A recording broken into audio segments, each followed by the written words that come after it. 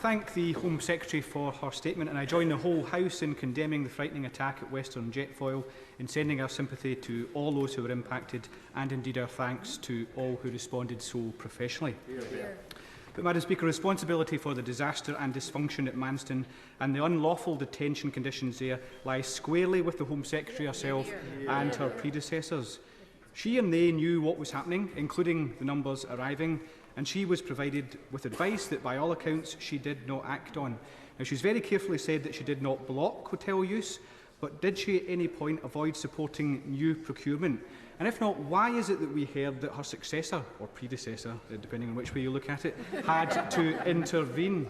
Ultimately, Madam Speaker, what was a functioning facility in the summer is now totally unsafe, and that was on her watch. Looking to the future, what now? Unfortunately, the Home Secretary offers only the same old failed soundbites, discredited policies and nasty rhetoric. What we need is an expansion of safe legal routes, at a minimum reversing the loss of the routes under the Dublin Convention. Instead of £120 million in a disgraceful Rwanda dream, that could have trebled the number of asylum caseworkers working to clear the backlog. And why not fast-forward claims, for example, from the 16,000 Syrians and Afghans, half of whom have been waiting for over 6 months. Make decisions on their cases quickly. 95% and more will get asylum. They can move on and we can free up accommodation. Madam Speaker, on her letter today, last week the Home Secretary resigned, claiming she accepted responsibility, but the facts suggest that she tried to dodge it but got caught. Why else did she find time to request the accidental email recipient was to delete and forget, yet only notified senior officials and the Prime Minister after being confronted? These excuses will not wash. Ultimately, how can one so-called misjudgment last week be a resignation offence, and yet she can stay this week after admitting 6 of the very same misjudgments?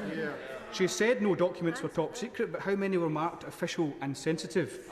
Did she do similar as Attorney-General? How do we know?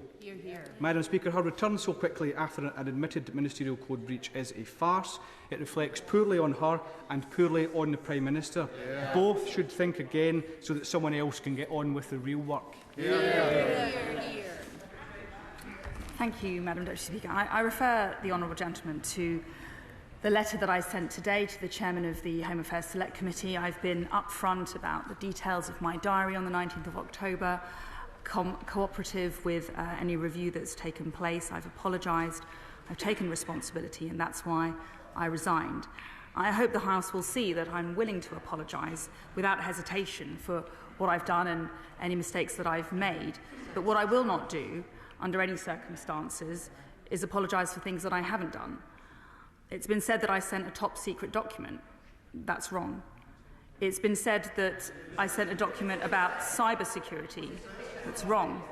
It's been said that I sent a document about the intelligence agencies that would compromise national security. And it's wrong. Wrong. Wrong. Madam Deputy Speaker, what is wrong is that, and worrying, is that without compunction, these assertions have been repeated as facts by politicians and journalists. And I'm grateful to have had the opportunity to clarify the record today.